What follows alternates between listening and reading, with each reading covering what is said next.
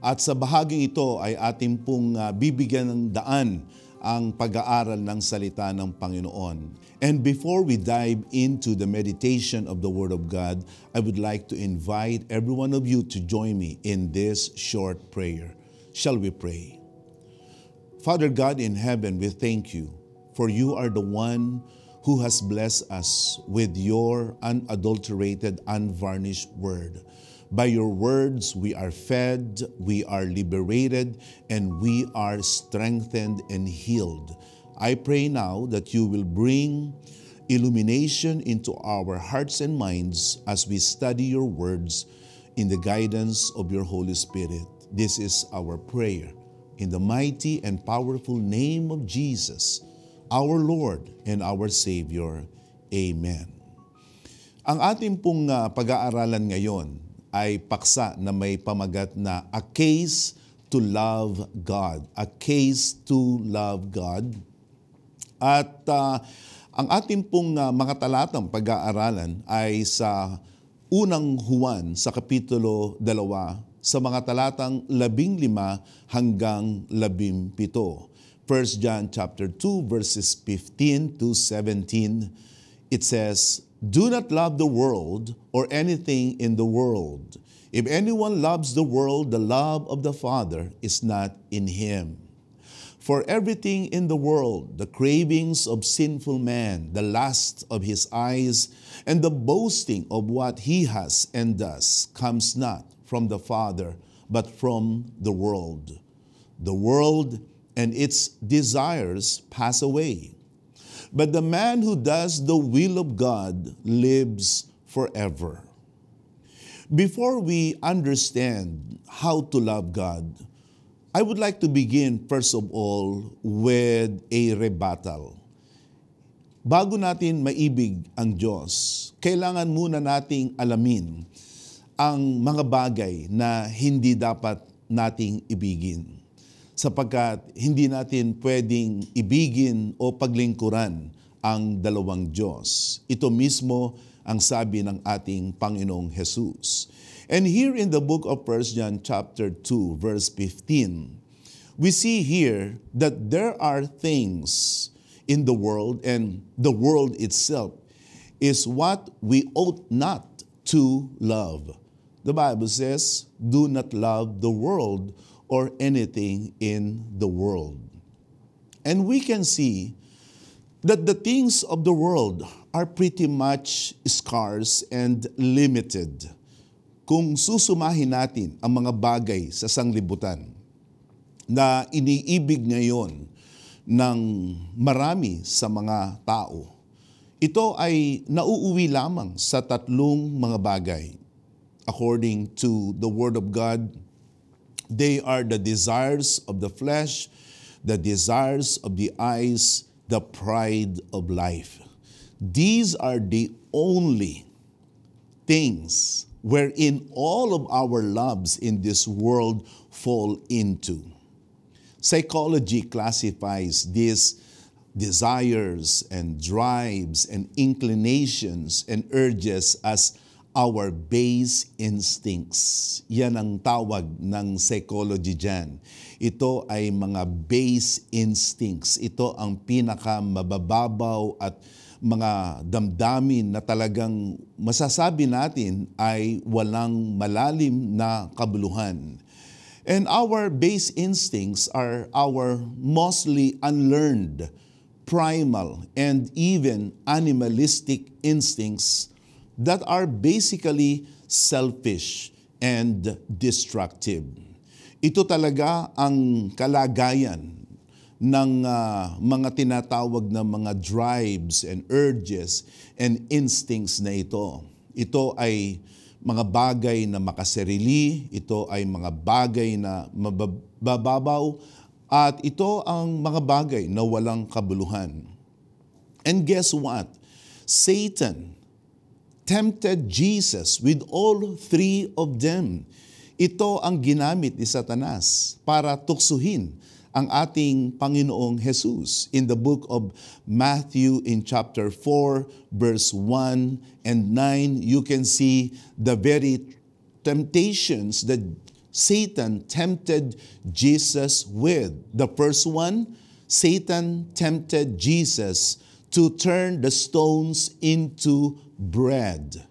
And then the second one was when he took Jesus to the highest pinnacle of the temple and commanded and seduced Jesus to throw himself down so that his angels would save him.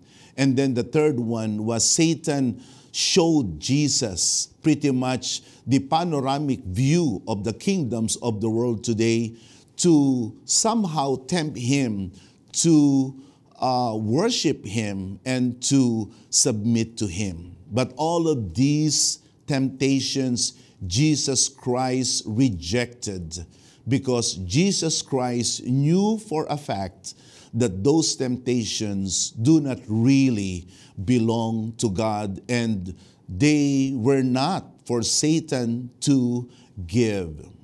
In the book of Genesis, in chapter 3, verse 6, we can see that even before the creation and the advent of human civilization, ito na ang pinangtukso ni Satanas sa mga unang tao. In the book of Genesis 3:6, when the woman saw the fruit of the tree was good for food and pleasing to the eye, and also desirable for gaining wisdom. Mapapansin ninyo na ang panunukso ni Satanas ay pinadaan niya sa pamagitan ng paningin ng tao. It is for this reason why Apostle John says that the things of the world, the lust of the flesh, the lust of the eyes, and the pride of life are the very things that make up for our base instincts. And these and other base instincts that Apostle James underscore as the birthing space for sin. Kay Apostol Santiago, dito talaga ipinapanganak ang ating mga makamundo at masasabi nating walang kabuluhan at makahayop na mga damdamin at mga kaisipan. In the book of James, chapter 1, verses 14 and 15, but each one is tempted when by his own evil desire he is dragged away and enticed. Then after desire has conceived, it gives birth to sin, and sin, when it is full grown, gives birth to death. Makikita natin sa pagpapaliwanag ni Santiago na dito pala nagpapasimula ang kasalanan. Ito'y nagpapasimula sa ating mga damdamin, sa ating mga pagnanasa na tinatawag ng mga psychologists as base instincts. That is the birthing place of pretty much a sinful habit or a sinful lifestyle. It begins from our primal, selfish, animalistic base instincts. So why shouldn't we love the world and the things of the world? Why shouldn't we be engrossed in loving and reinforcing the lust of the flesh, the lust of the eyes, and the pride of life? Well, Apostle James gives two important reasons. Ito ang mga pangunahing dahilan na binanggit ni Santiago. Una, hindi ito ayon sa Diyos. Hindi ito ukol sa Diyos. Base instincts, the lust of the flesh, the lust of the eyes, the pride of life, they counter and they oppose the greatest and the first commandment of Jesus, which is to love God above all. Nilalabanan nito ang pinakapangunahin at pinakadakilang kautusan ng Diyos. Walang iba kundi ibigin siya. So you cannot love the world and the things of the world and at the same time profess that you love God. They go against each other. They are diametrically opposed to each other. You just can't do it. In the book of Matthew 22:37, it says, "Love the Lord your God with all your heart, with all your soul, and with all your mind." From that verse, it precludes that you cannot love other things, much less the things of the world. Yun na ang ipinagpapalagay ng utos na ito, na ang pag-ibig sa Diyos ang pangunahin at pinakadakila sa makatid, wala nang lugar pa para ibigin ang sanglibutan at ang mga bagay ng sanglibutan. Pangalawa, ang dahilan kung bakit hindi dapat natin ibigin ang mundo at ang kamunduhan at ang mga bagay ng sanglibutan ay sapagkat hindi sila mananatili magpakailanman. They are actually passing away. And there are two contexts by which we can see how the lust of the flesh, the lust of the eyes, and the pride of life, the things of the world, are actually passing away. First, in the natural contexts. In the natural context, sa konteksto ng kalikasan, wala talagang bagay at walang sino man na mananatili magpakailanman. No matter how alluring, no matter how pleasant and how good the things of the world look like to us, all of these things are actually passing away. The world and everything in it is actually passing away. Sinasabi sa batas ng kalikasan, meron tinatawag na law of thermodynamics. The law of thermodynamics, which is the law of entropy. The law of entropy, ang batas ng entropy, na sinasabi na lahat ng mga bagay sa kanyang kasulukuyang itsura at sa kanyang kasulukuyang kalagayan, ang lahat ng ito ay dumarating at hahantong sa pagkasira, pagkawasak at kawalan. That is what the law of thermodynamics states, which is the law of entropy, that everything in its current state is actually moving and inching closer and closer to deterioration and disorder. The Word of God actually reinforces that truth. In the book of Matthew 24, verse 35, it says, "Heaven and earth will pass away, but my words will never pass away." Heaven and earth will pass away. Ang langit at ang lupa ay lilipas. At maliwanag din ang sabi ng banal na kasulatan sa ating binasang talata sa unang Juan, sa kapitulo 2, sa talatang 15 hanggang 17, na ang lahat ng mga bagay na ito ay lilipas at sila rin ay mawawala. So why love? Why invest your life onto something that do not have any permanence? And also, in conventional wisdom, most of the things we buy every day, practically everything we buy every day, in supermarkets, in groceries, and wherever we buy our goods, lahat ng ito, sila ay nawawalan ng halaga sa sandali na ito ay ating binili at ito'y ating inangkin. Pretty much everything we buy from the stores, clothes, cars, houses, what have you, they have depreciating value the moment we acquire them. So, do not love the things of the world because they are passing away, even in the natural contexts.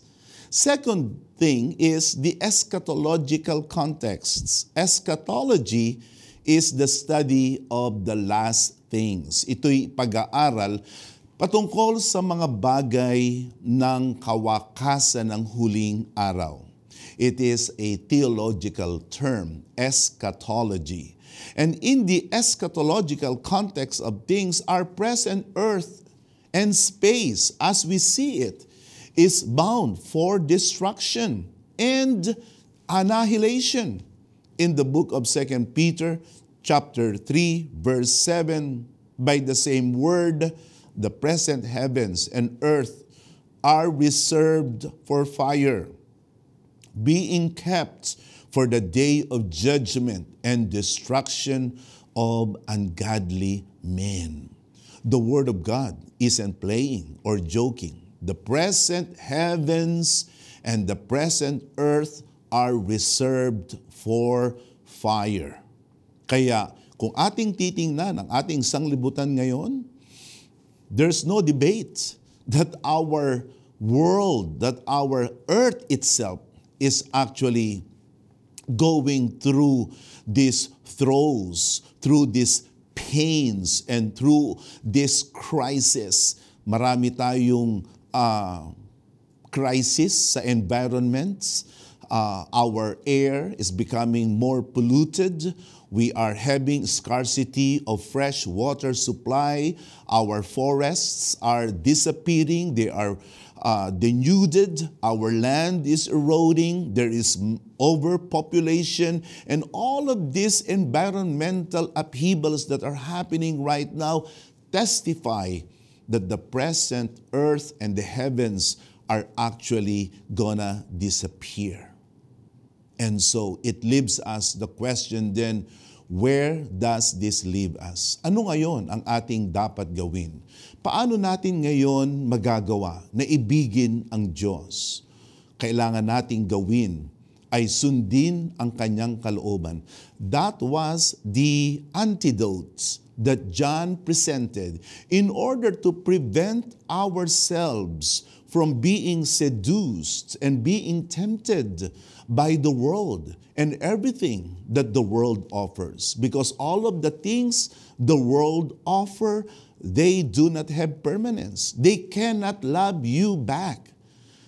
We need cars, we need houses, we need money and all of these things, but you ought not to love them because they cannot love you back.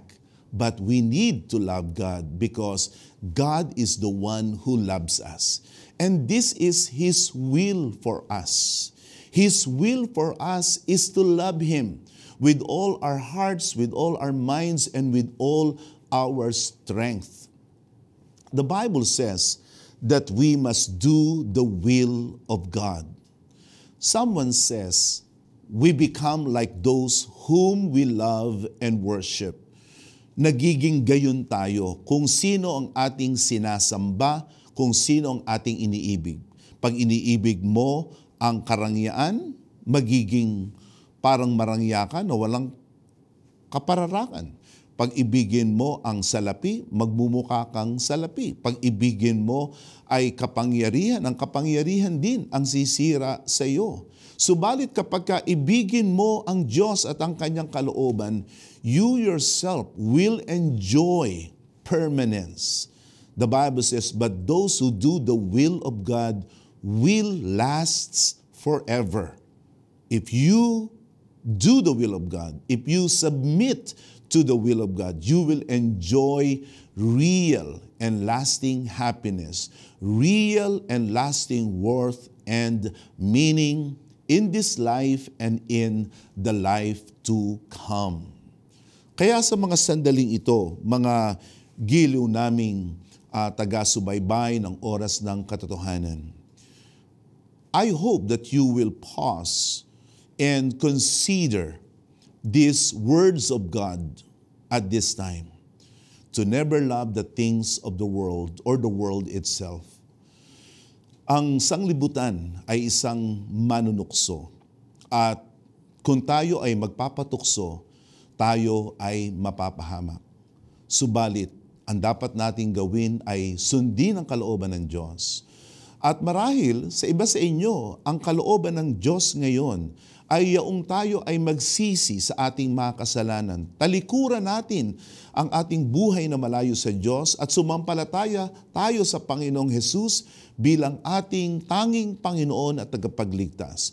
Only Jesus was the one who came from heaven to earth. He became just like us, albeit pure and perfects. He suffered, He died, and He rose again for our salvation. If you will believe it in your heart, you will confess it with your mouth, and receive the baptism and the washing of our sins, then you have done the will of God. And the will of God in your life will be the one that will bring you to a place of joy, happiness, and meaning. Will you make that choice right now? Will you accept Jesus as Lord and Savior? If you want to do that, let me guide you in a prayer. Let's pray. Ama naming Diyos, nagsisisi ako sa aking mga kasalanan at tinatanggap ko ang iyong anak na si Jesus bilang aking Panginoon at tagapagligtas. Salamat po sa iyong pag-ibig sa akin. Tanggapin mo ngayon ako bilang iyong anak. Ito po ang aking dalangin sa pangalan ni Jesus. Amen. Purihin ang Panginoon. Muli, maraming salamat po sa inyong pakikinig sa mga salita ng ating Panginoon. Thank you so much po, Apostle Jonathan, for sharing with us the Word of God this morning. Marami po ang nagsasabing mahal nila ang Panginoon, but they still hold on to the things of this world. You know what? That is a very fitting observation, and that is not doable. Meaning, it is not something that God accepts, because God simply wants us to love Him and Him alone.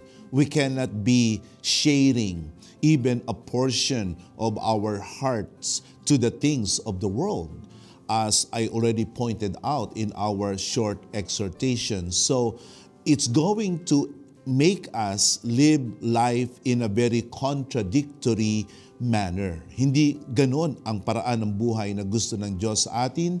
Ang gusto ng Diyos sa atin ay mahalin lamang siya ng ating buong pagkatao, at pwede tayong gumamit ng mga bagay ng sanglibutan, huwag lamang natin itong iibigin. Because to claim that one loves God and at the same time, his heart is consumed by the things of the world, then that kind of life is amounting to spiritual adultery.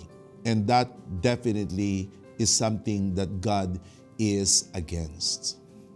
Thank you so much po, Apostle Jonathan, dahil marami po tiyak sa ating mga viewers ang naliwanagan pagdating sa ganyan po nating topic. At alam ko po na marami din po ang pinagpala sa mensahe po na ating napakinggan. Thanks for watching. Subscribe for more exclusive videos.